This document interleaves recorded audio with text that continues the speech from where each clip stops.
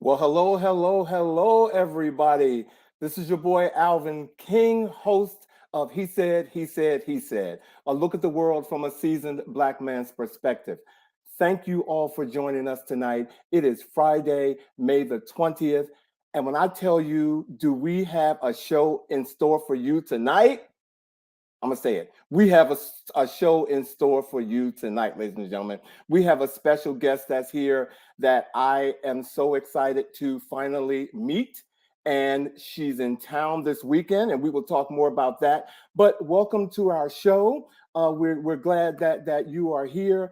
And if any of you are like me in DC, you are suffering from allergies. So my heart goes out to all of you who are suffering from allergies right now. I know before we came on the show, I had to do like a little mini steam treatment so that I wouldn't come on here sounding like Brenda Vaccaro or somebody like that with a raspy voice. But I hope everybody has had a great week. And again, thank you for joining our show. Well, as I said, we have a very special guest with us tonight. And I want to make sure that every moment that we have, that we will spend time with her. But before we do that, I need to bring on my co-host, ladies and gentlemen, one of the hardest working men on He Said, Mr. Vash Boddie. Hello, Alvin. It's good to be seeing you. You did it. I just couldn't resist. Hey, Vash. Alvin, look at you rocking this hat. Give it to me. I'm trying. You know what? I'm a fedora guy, and I've been holding out for a year. Okay, since we've been doing the show, but I was inspired by last week's show to put it on. Our show with Lou. I was like, you know what?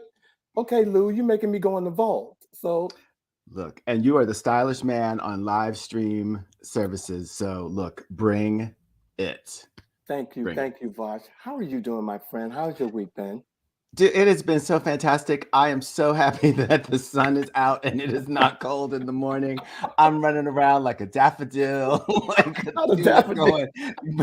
Bring it to me. Give me the sun. Yes, it has just been just a lovely, lovely day. Well, lovely week, actually. When you said running around like a daffodil, ladies and gentlemen, if you guys didn't see the show last week, Vash had me. I was verklempt when Boss showed a picture of him in a play where it was he was in a play where it was nude. But he showed me the advertisement for the play, but it just took me by surprise. I didn't know he was going to show it. I didn't know that part of that side of you. So when you said that, it just took me back to last week. But I'm unverklempt. And the funniest part about that was you did clutch your pearls for almost a minute. It was fantastic. And the best part is I could see your eyes wandering to look at the picture. It was fantastic. Thank you for that moment. No, thank you for that moment. How excited are you about our show tonight, Vash? Absolutely thrilled.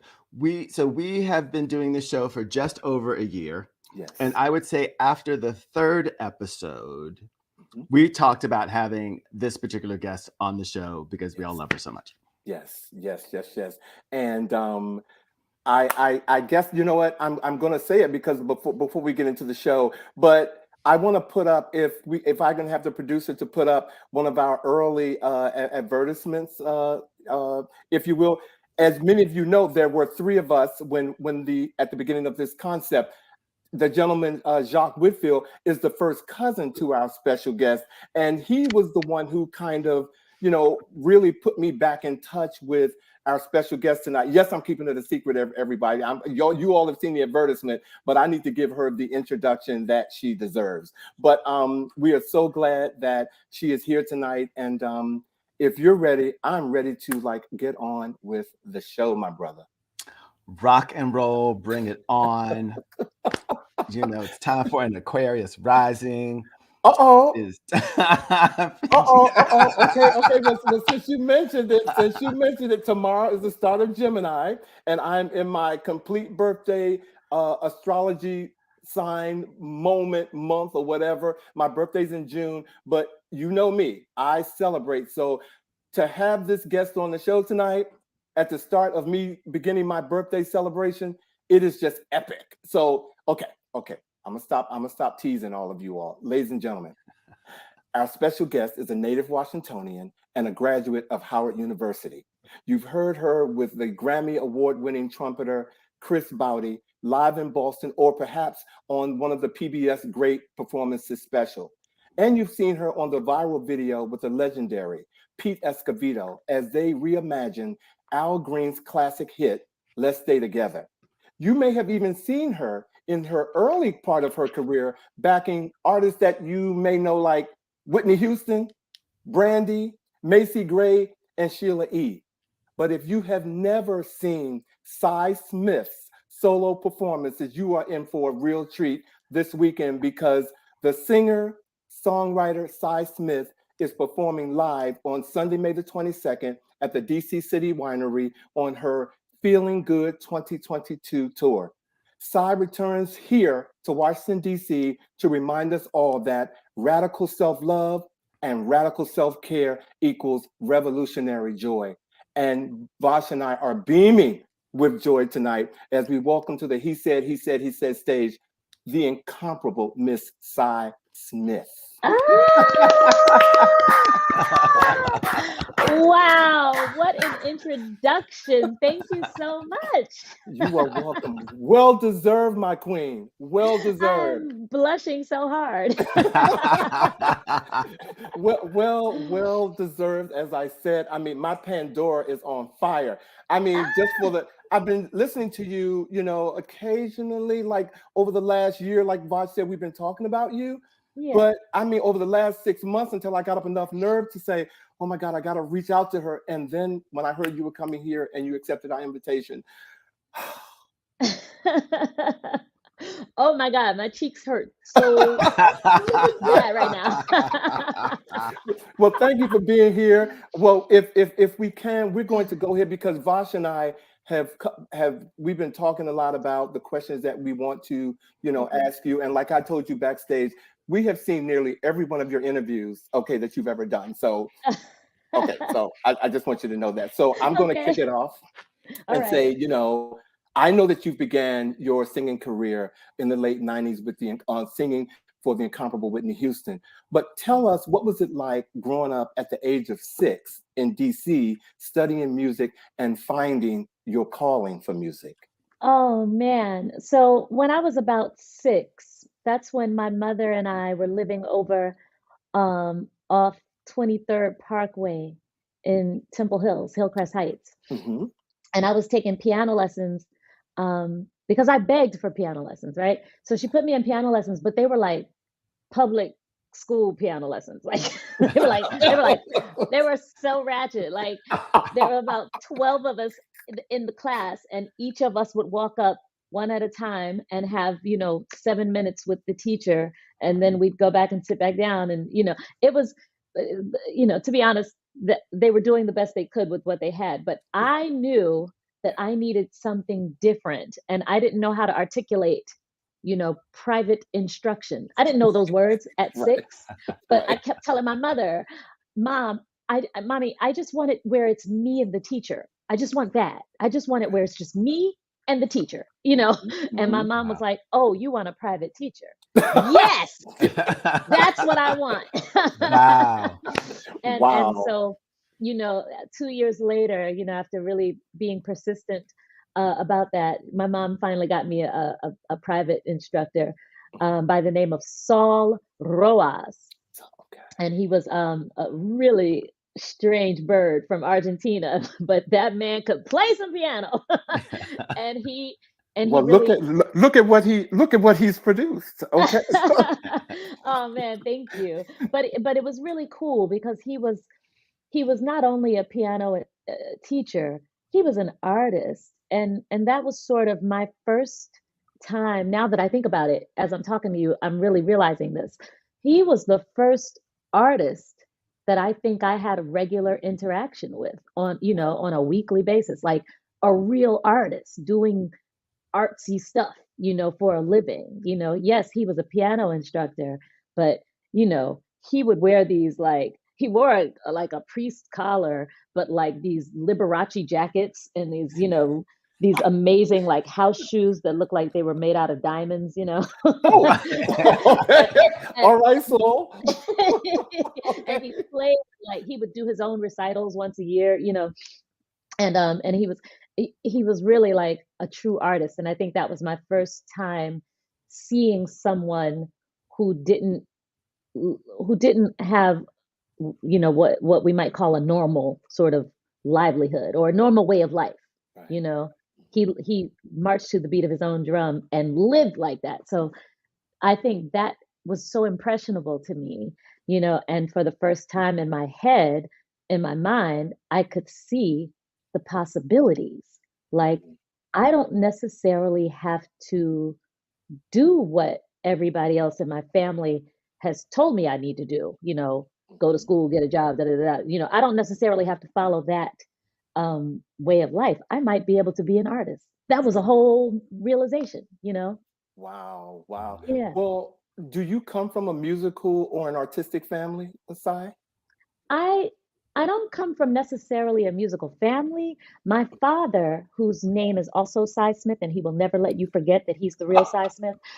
Um, my father is a really great singer and can play piano enough to kind of walk into a room and entertain everybody. You know, he sings really well, but he sings well enough that he can walk into a room and entertain the whole room. You know, he can tell jokes like he's a performer. You know, who just never pursued it professionally, but he was definitely, you know, the closest person to me, you know, where I could see, you know, how to read a room, how to work a stage, how to do, even though he wasn't on stage, you know, the stage was just life.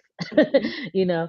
And on my mother's side, I have an uncle, Uncle Billy. Shout out to Uncle Billy. He had a band in the 70s, and I used to listen to some of their records. They were called the Cool Blues.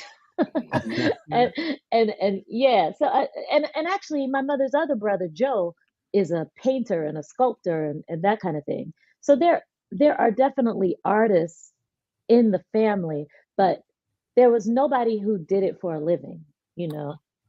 Okay. Not until I came along, I don't think.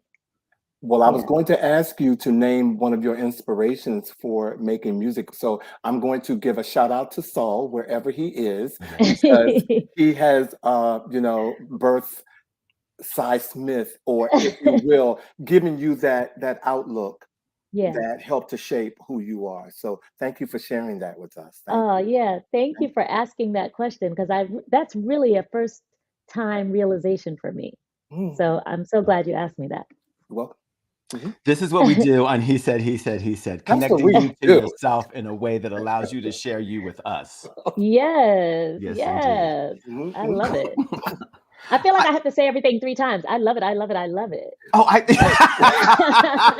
you must. Please, please, please. Well, Sai, I have a question for you Okay.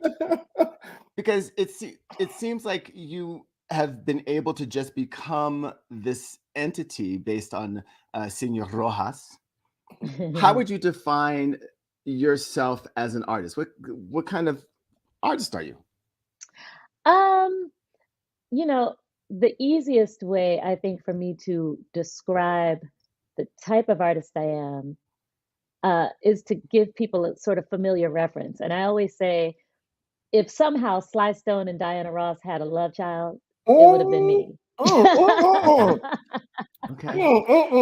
I'm about You to pass know, the plate on that. Okay, all right. Well, what is it about those two that fuses with you?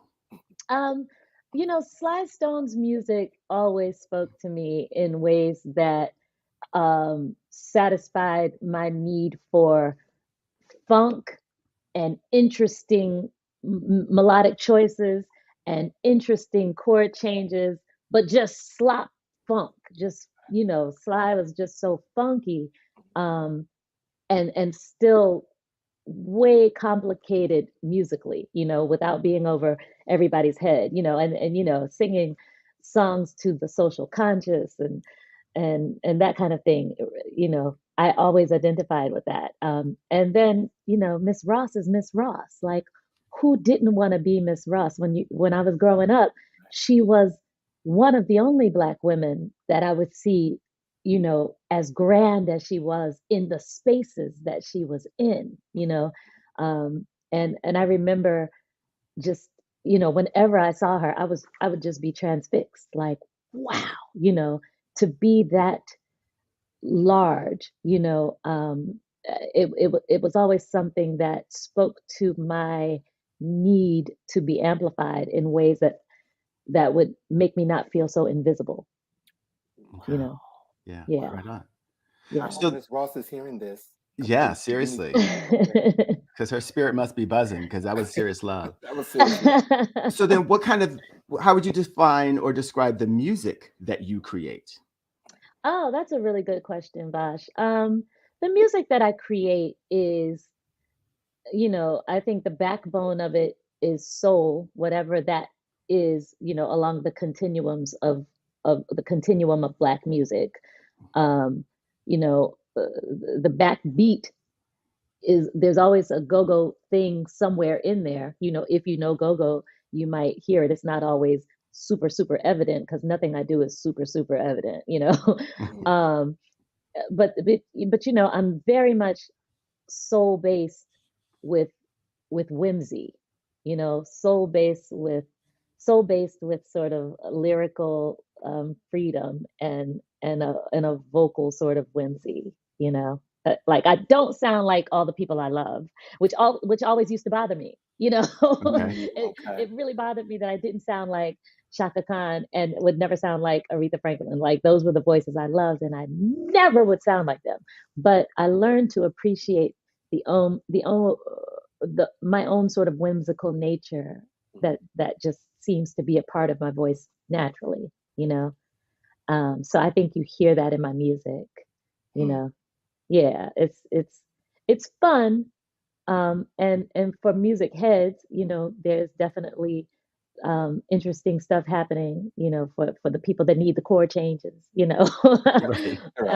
and for the people that need the lyrics, I use funky words every now and then, but I think for people that just like to hear stories and characters, that might be who I write for, Well, And taking us on a journey. Yeah.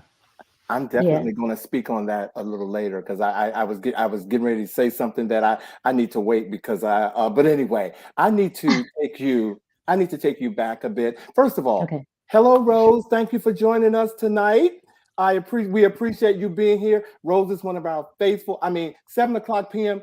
Rose could be out having dinner with friends and everything, but no, she's right here on He Said, He Said, He Said. Listening love to Alvin and Vash, and so we do love you, and everybody else out there who's watching and we can't see you. Thank you for watching. But Sai, I want to take you back to the yard, okay? Okay. To the yard, because for those of you Howard University grads, HU, we have a sister here, okay, from Howard University. How did your time at Howard University prepare you for your career? Oh my gosh.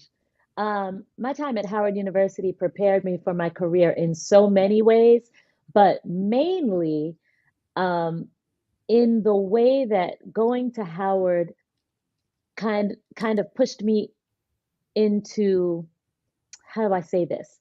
It pushed me into always abandoning my fear for the sake of taking the step needed to get to wherever I needed to go. I had to abandon my fear all the time if I needed to take a step, if I wanted to get someplace, even if that meant, I got to go to the A building and talk to these people about, paying these, whatever, like anything, I need to go talk to my professor about blah, blah, blah.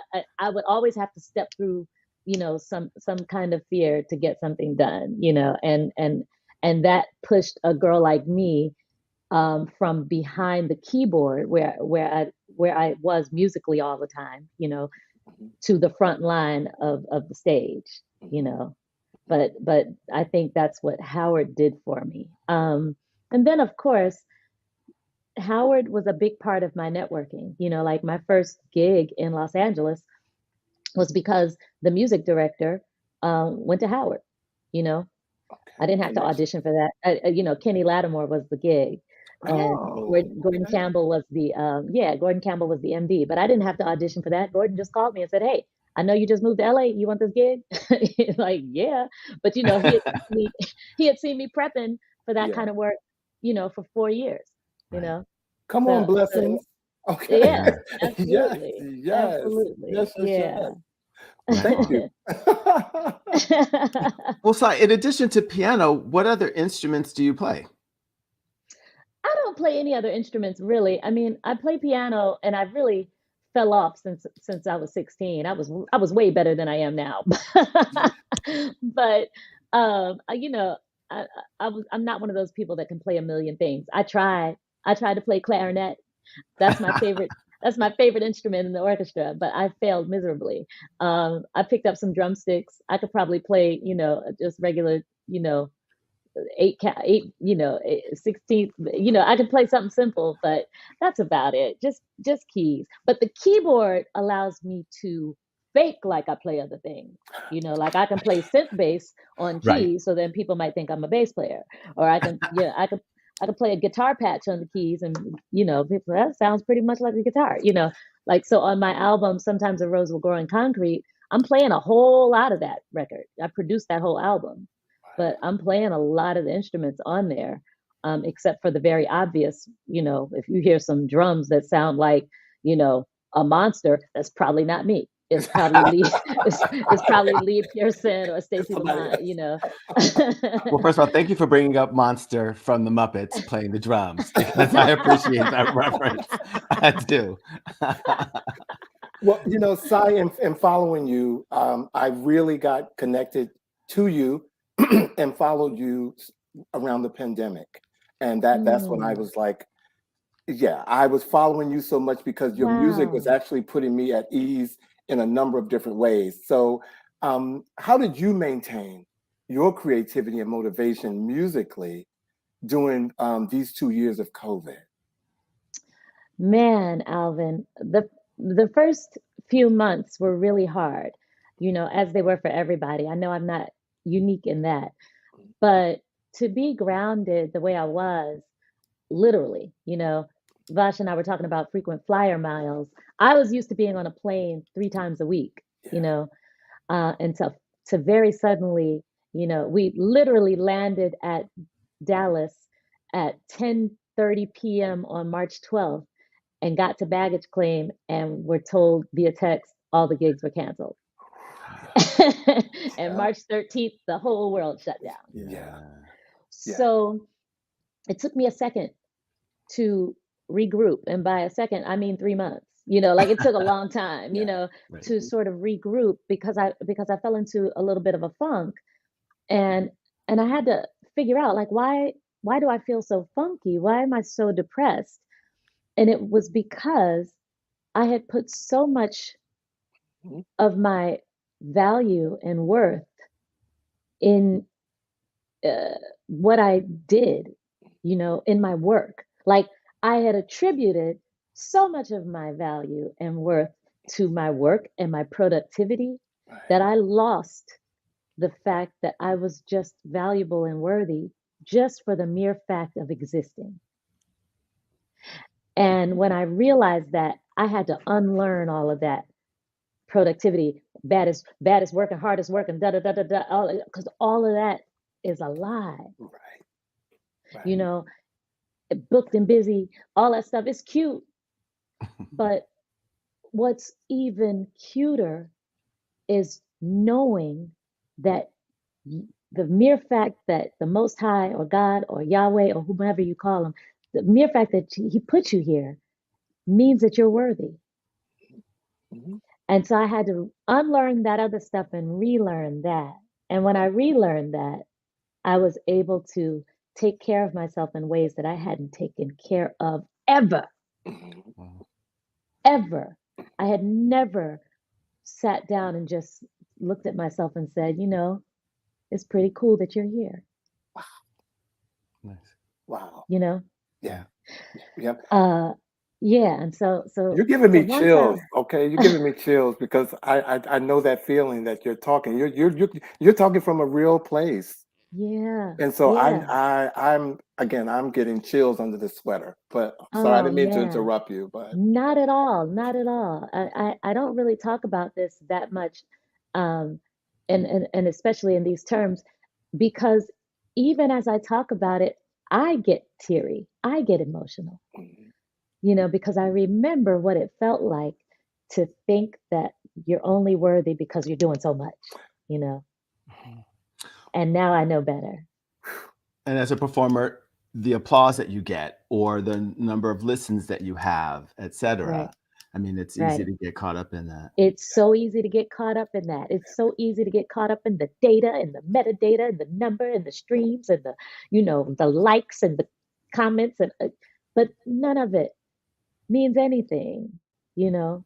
Mm. What really matters is that you're here, and then once you can find the value in yourself just existing, then you can connect in meaningful ways with other living beings on the planet.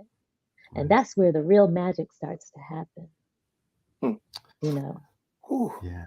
Si, you're gonna make me run upstairs in this house and come back down and just you know what, because run upstairs like someone does in church. That was the metaphor I was using, like run around the house. Not because I Take just need to off. run around the house, because that was the Right. word. Okay, oh my God. Right. I'm sorry, Vash. I didn't mean to cut it. You sound like you'd ready to say something, my brother. Well, Sai, you said things that have me wanting to go in two different directions. Okay. One, you're being able to connect with people. I know you're super present on social media, and Hmm. I'm intrigued and want to sort of talk to you about that. But the other thing I really want to go into is the fact that you are so giving already as an artist, Mm. right? You will Thank sing you. backup for people. I mean, like you are Cy Smith, right? You have your career, you're doing your thing. You are touring with Chris, but you will sing backup for people. I just saw you Yeah. doing a gig where you were doing backup. And then in Yeah. your live gigs, you are always willing to feature somebody who needs to be heard by the people who are in that room. Yeah. You're so generous. Why is that important to you? Um, it's funny that you bring this up because I was talking to another person last week and he also brought up that I'm such a giver and I didn't even realize that. Mhm. I just know that I have always enjoyed being a team player in that sense. And being a team player means, p- playing your position, and supporting whatever other positions you're supposed to support. I'm making this up because my mother didn't let me play sports, so I'm thinking that's what it means to be a team player. Mhm. But I love the camaraderie that I get to experience when I am part of a band.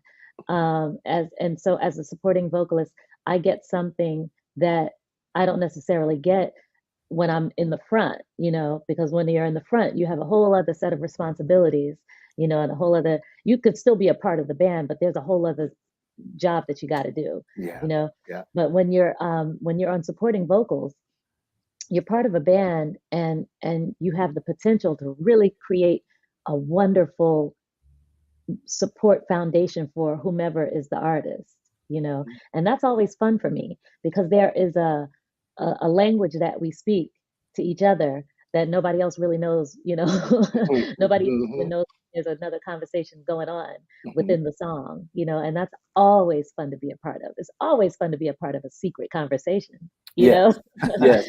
When and nobody else knows what you're talking, and the and synergy is nobody just else knows what flowing. you're talking Okay. about. Right. Yeah, Right. that's always fun. And then secondly, I mean, I really just love music and I really, really just love performing. I really, really love the craft of what I do so much that there is no position, within the realm of performing that's too small for me. You Mhm. know, I really just love it. If an artist calls me up and I'm really intrigued by their art and says, I would love for you to sing backup for me, I'm not going to say no because I'm Cy Smith. If anything, I might say no because I'm booked. You know, Right. but that's it. Like I really enjoy being a part of all of the situations. I can't think of all of the different gigs I've done. There really it has to be less than two that weren't pleasant for me. Everything has been so dope. you know. That's really huge for you to say because Sai, you have an amazing repertoire of music. Okay. And Thank so you. as I mentioned earlier, Pandora, it is on fire in my house with your music. But Thank you. you also mentioned something early on about when you were developing your style and you referenced, or when you were saying comparing yourself to how you sing to Aretha Franklin or Shaka Khan, and talking about your unique style that you have. And so when you were talking, three songs came to my mind: What? Conflict, That Ring, and Perspective. Okay. Oh my goodness. Okay. Oh my God! If you all haven't heard Conflict, listen to this woman pick and choose these words that it is absolutely brilliant to me. And so I listened to it, and I was in the car, and then she has a hook. I don't want to tell you what it is. Go and Google her and listen to Conflict. But what is your writing process for coming up with your songs? A lot of times, like for Conflict, for instance, I mean, I won't give away the hook if you don't want me to, but make them go get it. Okay. But seriously, no, you can. It's Cy Smith. You can do it. No, it's all good. I gotta shout out the producer of that track. His name is Dre King. He sent me that track. He lives here in DC actually. Dre King sent me the track, and the track is very sort of meditational, and if you just listen to it, it's very like doo doo doo doo doo doo doo doo doo doo doo doo doo doo doo doo doo doo and that obligato bass line just will put you into a trance if you allow it. So I was thinking I would love to sort of just write the first word that comes to my head, and then write what the exercise where somebody says something and then you say a word. So I did that, but with myself. So I wrote, this is old, this is new, this is borrowed, this is blue, this is married, then divorced, this will be resolved in court, and that's what I did. I sort of played that game with myself, and just to see what would happen. And why would somebody do that? I don't know. I would imagine that maybe that person might be high. I wasn't, but maybe that person might be, who would play a game like that with themselves. And that's how this is your brain on drugs. That's how that came about. But when I totally organic. About your brain on drugs, just again, because she gave the hook away, ladies and gentlemen. She did it. I did it. When I thought about that, I just thought about where we are in this world right now. We're not, you don't have to be on drugs for your brain to be going through what it's going through right now with everything that's going on in the world. And so I'm in the gas station listening to this, and that's all I'm going to say. And I didn't even want to pump my gas. I just wanted to drive off after I heard. I was like, she did this? Bravo. Thank you so much. Thank you. Bravo. Yes. My writing process has a lot to do with the way I was raised, and I'm the only child to my mother. Shout out to Serena Gilbert. I love you so much, mommy. She might be watching this. But my mom raised me to be sort of very independent. Like, she had a lot going on. She was going to Howard. When I was very small, she was in a master's program there. So she would be like, don't bring every little thing that's going on to me. Like, if you can fix your toy yourself, please fix it yourself, instead of running to be like, mommy. So I say that to say my writing process is very sort of solitary in that way. So that's why I would play a word game with myself, and come up with a song like Conflict, because that's the way I used to play as a kid, Perspective. Oh, you mentioned That Ring. Can I talk about it? You can. It's clearly up to you. Like I said, I know what it did for me, and I just want everybody to go out and just blow it up and just listen to it. And again, it's really where I am in my life right now, why that song resonated with me. But please talk about it. I love that it resonated. I love that it resonated with you. That was one of the first songs that I wrote for an album that didn't come out on Hollywood Records. But I wrote that song with a producer named Ali Shaheed Muhammad from A Tribe Called Quest back in '98. So I love that that song still resonates with people because because I wrote it so long ago. And I wrote it at a time when, I was young and thirsty and not thirsty, but thirsty and and like and I felt like at the time there were so many songs on urban radio that were like, can you pay my bills? Why you in my grill? And all of that. No scrubs. I don't want to, and I was just like, dang, are we that mad, ladies? Right. Because I don't want anybody to pay my bills. This was my thinking back then.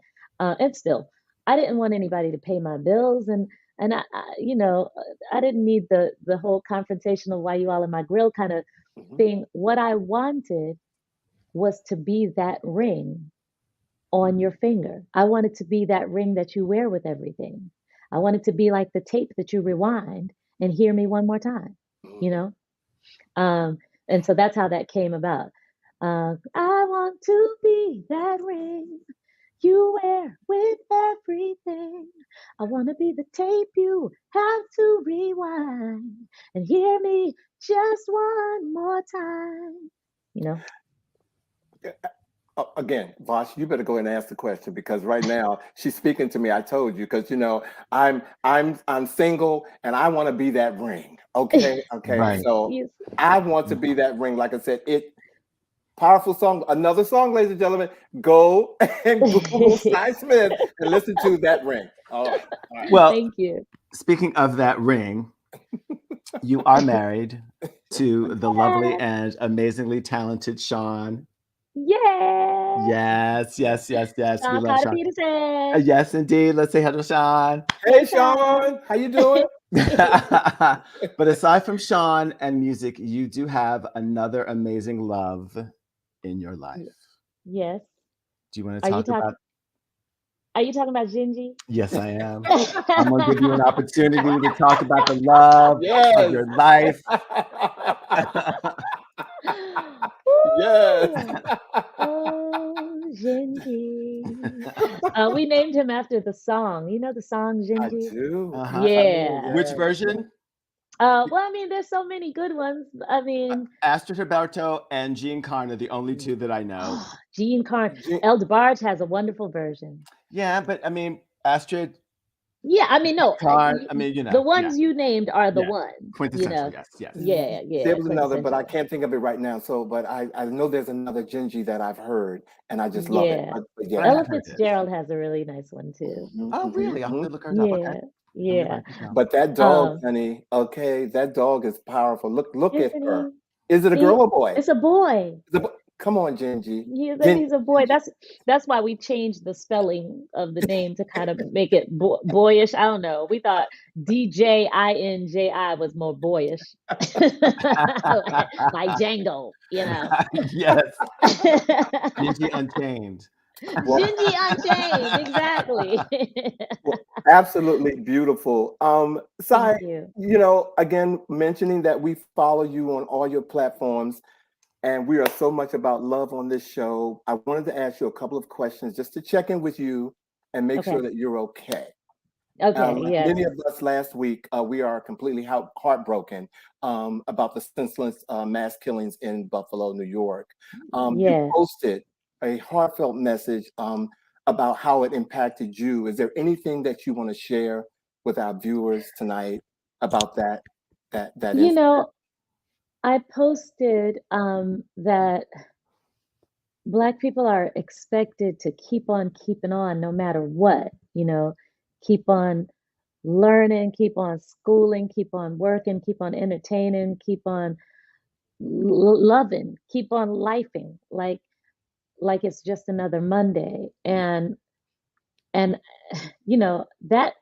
that expectation, and for the most part, I feel like we do. Mhm. Um, Mhm, and it's exhausting. And when I posted that, I was just tired, you know. mhm. I talk about choosing joy all the time, um, because I do believe that, especially for us as Black people, choosing joy is a revolutionary act. Mm. But choosing joy doesn't mean ignoring trauma. And it's important that we pause and reflect and express and talk about and check in with each other when these traumas happen, you know. And as terrible as Buffalo was, the incident at Tops, there are traumatic events happening to us all the time, you know. Um, and you know, Black folks who are victims and survivors of family members dying or being murdered or losing their lives in ways that don't need to happen and only happen because of the systemic history of racism here. And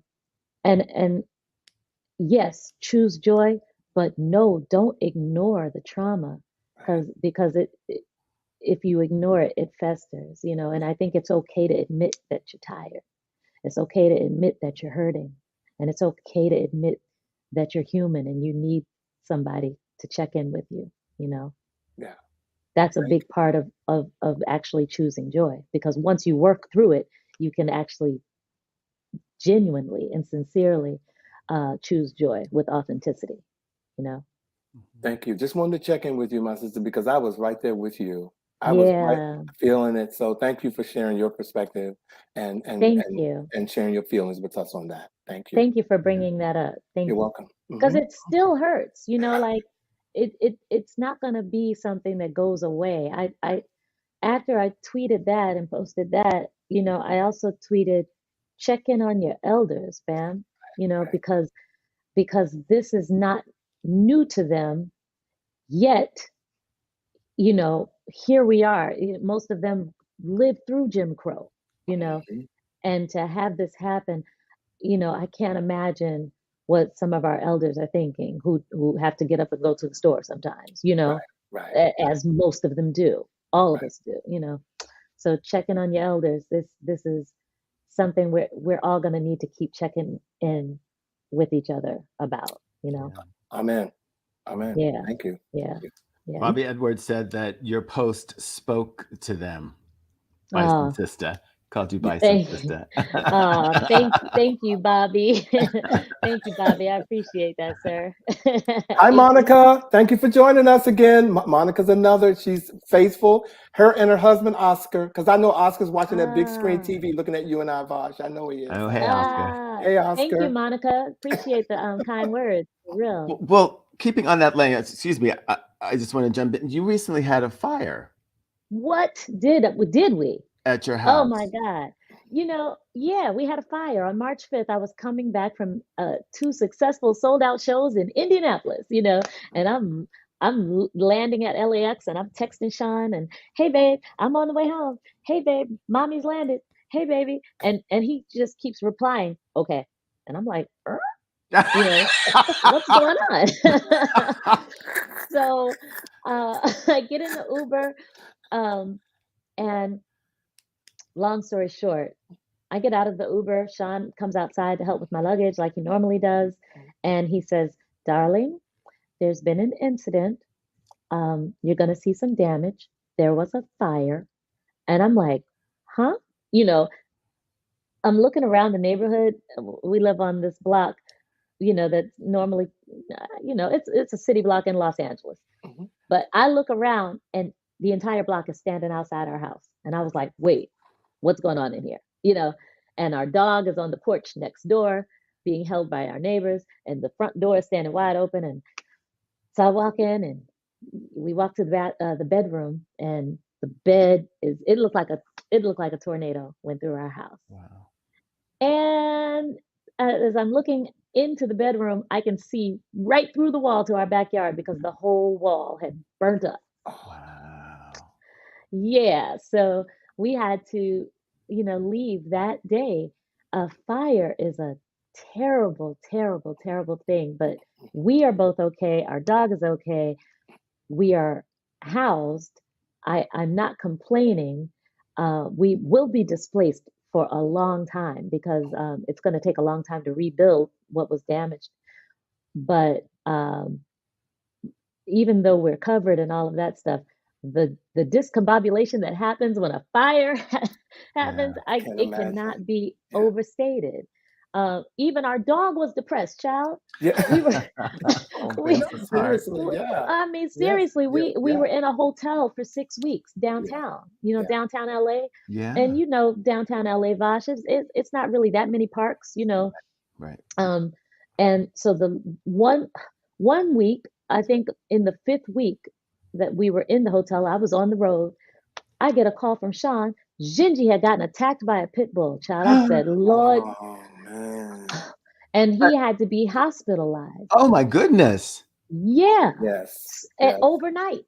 So, we were just pulling out our hair like, Lord. I can't wait for the song that Gingy writes. Okay. I know we're gonna come in the house one day and Gingy gonna be in the piano like, I'm so doggone mad. Okay, I right. know. Okay. Oh my God. See, again, I'm Yeah. a dog lover, so I can imagine again how you were feeling when that happened. So Oh man, yeah. I mean, devastation.com. .com, thank God everything is okay. Everybody's okay. Gingy is back to normal, Mhm. and actually, it's almost like it didn't even happen because he's cool around other dogs. But it's scary, all of that kind of stuff. And all of that time, I'm still on the road and still performing and still on stage, and nobody knows what's going on with me. Well, I can't say that's true because those who follow you, our hearts were with you. I mean, and I want to give a special shout out right now to your assistant. I'm not sure if I'm giving the right title, but Marquetta is just Yes. amazing. So shout out to Marquetta if you're Shout watching this. out. Alvin says hello, but Marquetta knows that I was watching you and I had my Oh, virtual arms around you and Sean and thank you. Gingy. So Thank you for yes, that. Yeah. great to see Shout you out. here. Mhm. Thank you for Marquetta. Marquetta is my business associate, and she holds me together when I'm coming apart at the seams. I'm gonna give her this. Come together, anime.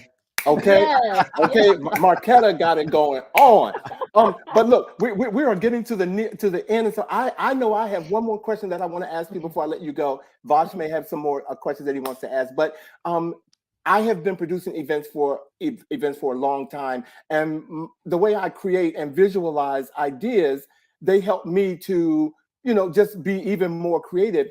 And one of the ideas that I've been creating in my head is, who would I want to see on stage together at a concert? And I could care less who opens, because whoever they are, they're going to take me on a musical journey. So my all-time visual concept of a concert is Cy Smith, Mesa, and Lettucey on one concert. I don't care who opens, you're going to leave there on a journey. Okay. So I just wanted to get that out and say, are there any artists that you work with or that you would like to work with in that capacity? First of all, I love Mesa and I love Lettucey, and I would gladly be the opener for that show. Are you kidding me? I love those ladies so much. Mesa is, I've been a fan of Mesa's forever. Good Lord, my heart is beating really hard right now. It's in the atmosphere. I put it out there. It's out there. I love it. It's out there. Let me see. Who else would I love to work with in that capacity? Raphael Sadiq is the first name that comes to mind, because to me he also has that Sly Stone thing happening. Yes. In a real way, and I just love everything he does. Everything he touches is just fantastic to me. Who else? I don't know. What I would love to do? I would love to do an unplugged acoustic show with Janet Jackson.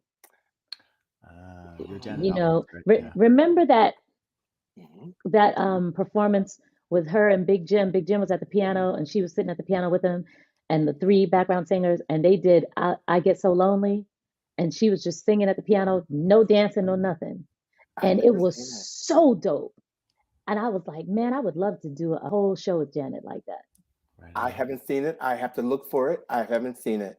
But it's now in my in my mind. So I will be looking for that. Thank Yeah, you. Thank you. I Thank would you. love to do something like that. Yeah. Well, Vash, go ahead, my friend. I want to jump us because we have something else that we're doing with Sai before we let her go. So I just want to talk about your current concert. Oh, Yes. okay. What's I'm happening? super Why? excited. Yeah. Tell us why we need to go see this concert tour. So the Feeling Good tour is all about, reclaiming your joy, finding your sources of joy and going straight to them. And hopefully at the end of the show, maybe my show might be a source of joy for you that you'll go back to when you need, a spark of love and light in your life. I have my band from Charlotte. They've been playing with me for a couple of years and they're so, so dope. So they're going to be doing all of these shows with me. DC on Sunday, May 22nd at City Winery. May 25th at City Winery Atlanta. And for those two shows, my girl, Be My Fiasco, she is an artist on FE Music. She's going to open the show. And she's super dope. If you've never heard of her, look her up.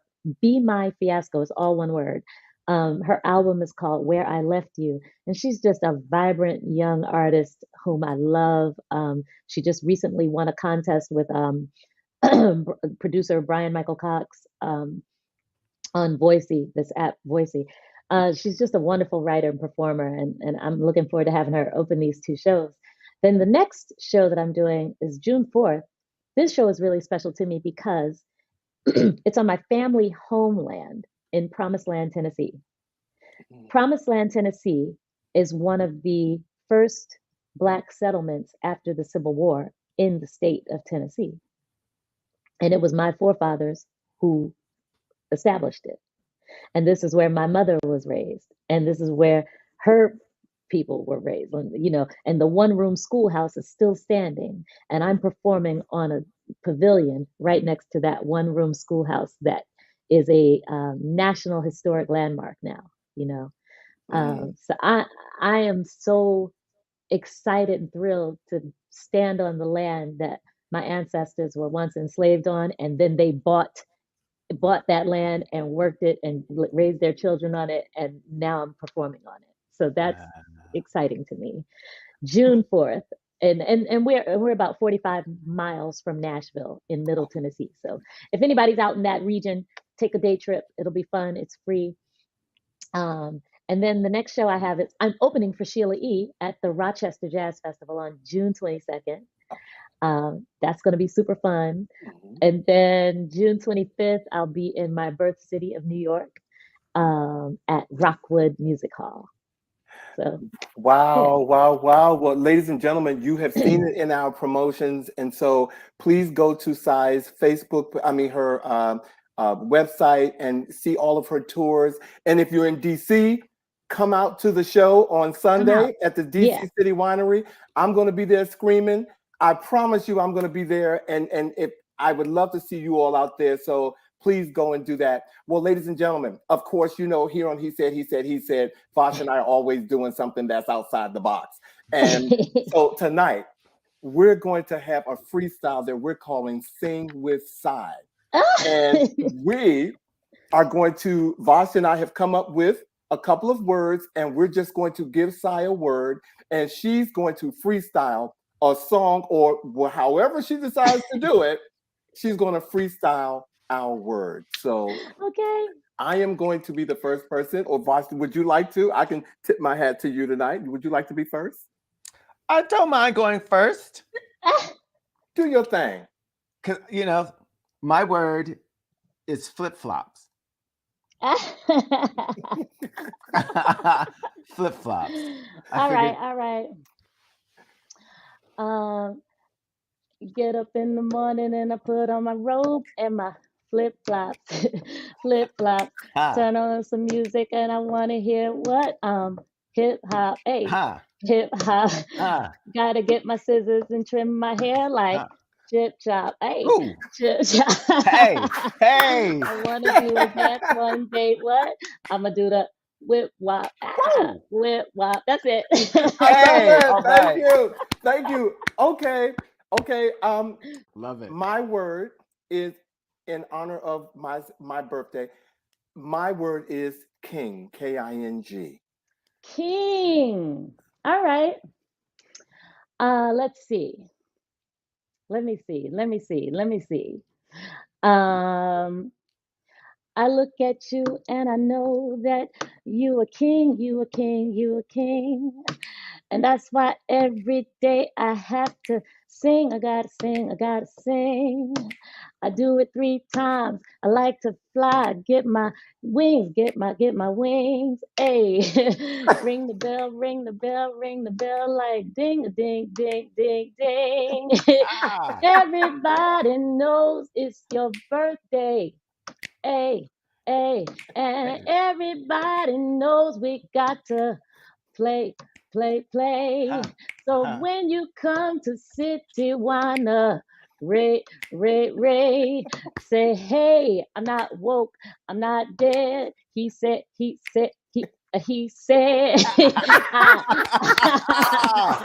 yes. Thank you. Thank you. That was 2 in 1. I love it. Okay. I love it. Thank you. Yeah. That was it. Oh, we're gonna have a good time. We're gonna have a good time. I can't wait to see you in person. I am so looking forward to seeing you. Vash, did you have another word before we start to close out the show tonight? Because I did you have another word for I'm just saying our guest? look, you worked it out. Look at what people are saying. Bobby's like, work side. Like you have touched Bobby's spirit yet again. That was super fantastic. No, Thank you you. look, you did it and you got back to to the 3 times. That was it. Well, ladies and gentlemen, we are about to close our show. Again, let me first of all thank the amazing Cy Smith for joining us today on He Said, He Said, He Said. You have just Hey, made my day. Thank you. thank you Thank you. Thank you. so much. Thank I you. really Thank you. appreciate both of you having me tonight. Thank you. Thank you. And for we did mention earlier, again, there were 3 of us when we started. That's right. Jacques was That's one of right. our he was one of the original. He said he is Cy's first cousin, ladies and gentlemen. So thank you for putting her in our world, Jacques, wherever you are. We love you. We love you. Ladies and gentlemen, We love you. next week we will be celebrating Black Gay Pride, and we will have special guests here next week who are part of the Black Gay Pride Committee, talking to us about all the festivities that's going on in DC next week, and it is a lot. And also get a little bit of education on why there is a Black Gay Pride. Okay, Yes. so we want to talk about that. So we're going to leave you with our words of the week. There is no fear when you choose love. The more you choose love, the more love is in your life. It gets easier and easier. And that was a quote from the incomparable Melissa Etheridge, ladies and gentlemen. So again, Cy, thank you for being a part of our show tonight. Yes. Thank Oh my you. God. Thank you so much for having me. Unforgettable, just an unforgettable night. So we will see everybody next week. Oh, thank you, Nayland, for watching. Thank you, Derek, for watching. Thank you, Thank Rose, you. and thank you. Who is that? Heart Script Maryland? Oh, I'm sorry, not Maryland. You're a doctor, MD. Sorry about that. Thank you for the birthday wish, ladies and gentlemen. So look, you guys have a great week, and we look forward to seeing you next week on our episode of He Said. He said. He said. We're out, ladies and gentlemen. You guys have a great week. And come to the DC City Winery if you are here on Sunday, May the 22nd, and get a taste of Cy Smith. All right? Thank you. Yes, indeed. Good night.